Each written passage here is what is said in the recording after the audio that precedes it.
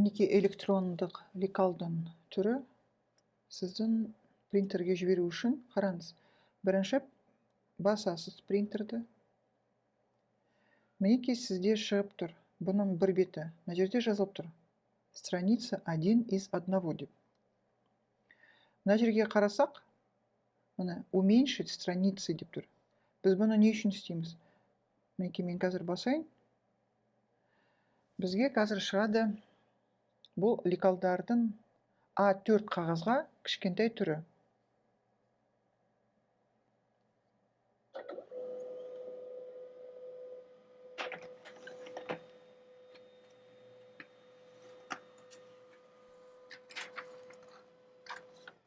Мінекей.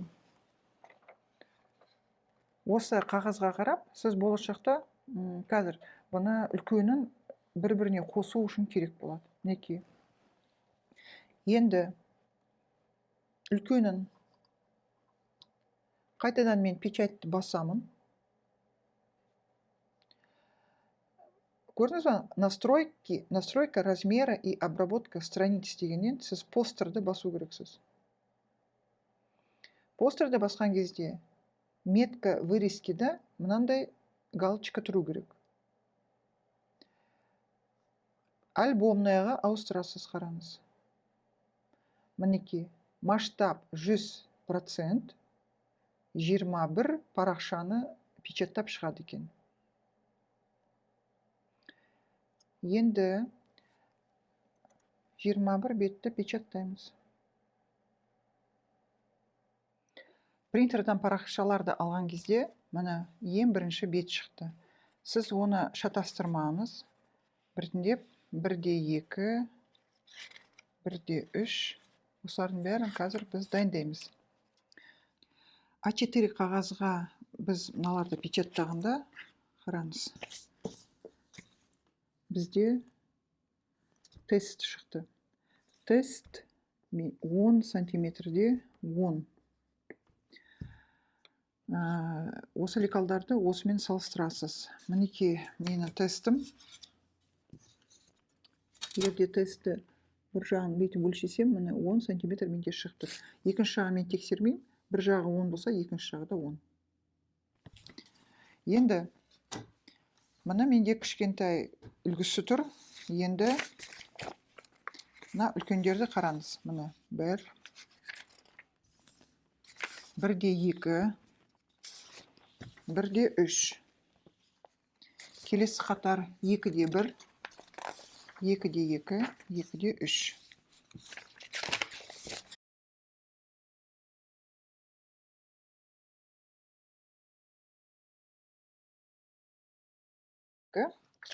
Жетіде 3. Әрі қарай біз не істейміз? Бізге линейка керек, карандаш керек. Өйткені бұл детальдарды біз қосып шығу керекпіз. Енді бұларды бір-біріне құрастыру үшін біз линейка карандашпен мына сызықтарды қосу керекпіз. Осы сызық бойынша қайшымен кесеміз. Қиып тастаймыз.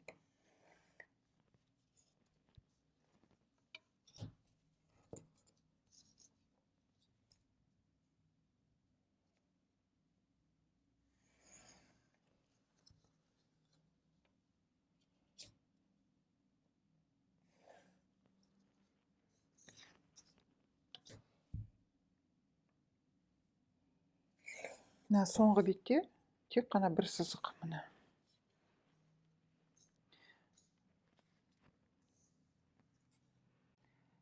Екінші қатар.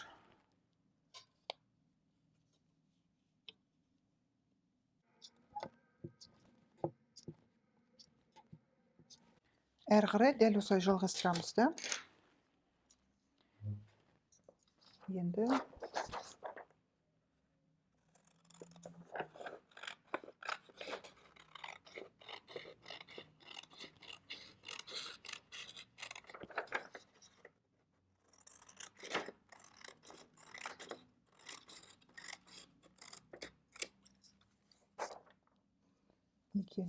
мынаған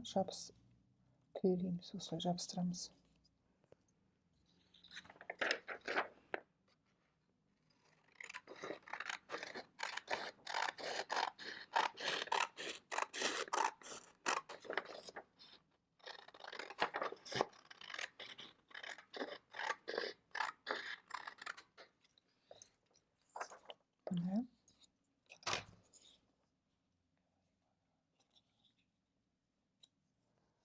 Мына осылай жабыстырамыз.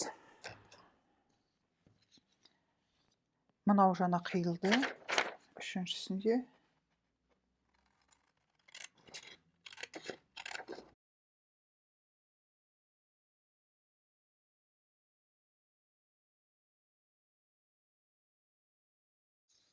Мына. Енді бізге клей керек.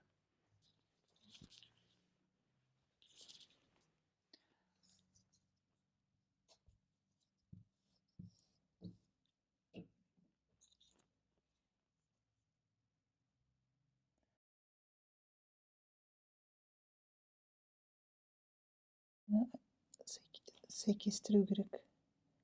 1 миллиметрге дейін. Мына сәйкестірдік. Бірінші қатар, екінші қатар. Енді мына ұзын меткілерді көрдіңіз ғой? Негізінде оны карандашпен сызып алған ғой, сызбай-ақ та ол сәйкес келеді қазір. Мына қараңыз.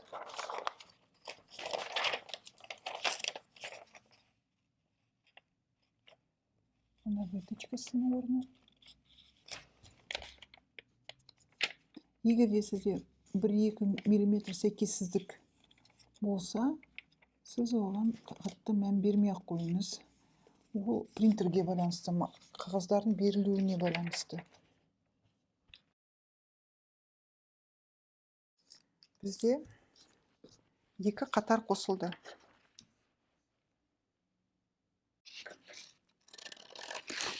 Қыздар, қараңыздар, мына мен соңғы бетін клейлеп жатырмын ғой.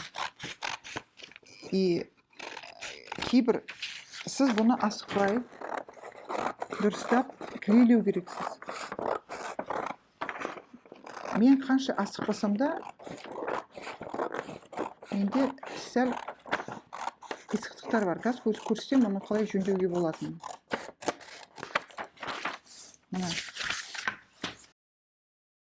Мына жерде жақындатып қарасам, мына көрсеткенде, көрдіңіз ба? Мына деталь, мына детальмен бірдей болу керек.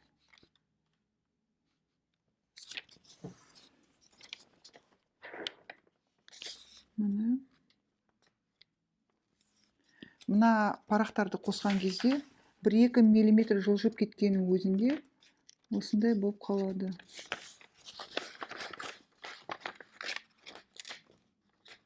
Мына.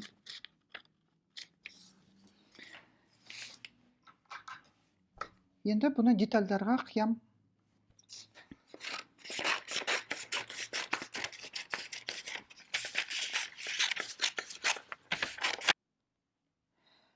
Мына қараңыздар, біздің детальдардың бәрін біз қиып алдық.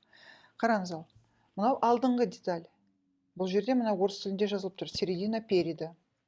Долевая нить деген матаның ұзыны. Қараңыз, иығы. Мына ара қашықтық ол тігіске қалған орын. Мінекей, 2 нүктесі кездеседі, 2 нүктесімен сөйтіп міне тігіледі осылай. Бұл алды. 2 деталь пішесіз, оң жақ, сол жақ. Мына артқы 2 деталі. Мына жердегі выточканы сіз матаға сызып алғаннан кейін, міне бұл құдай қаласа бүйтіп тігіледі.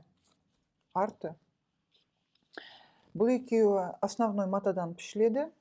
Енді мына астарға қараңыз.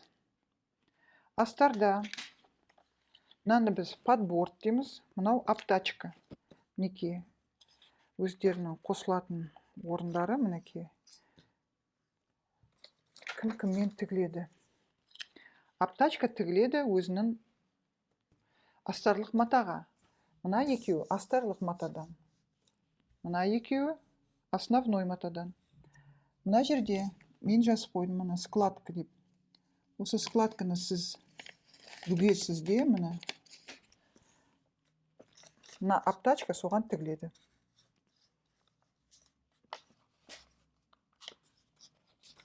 Мына осылай болады. Бұл астарлық. Выточкілері.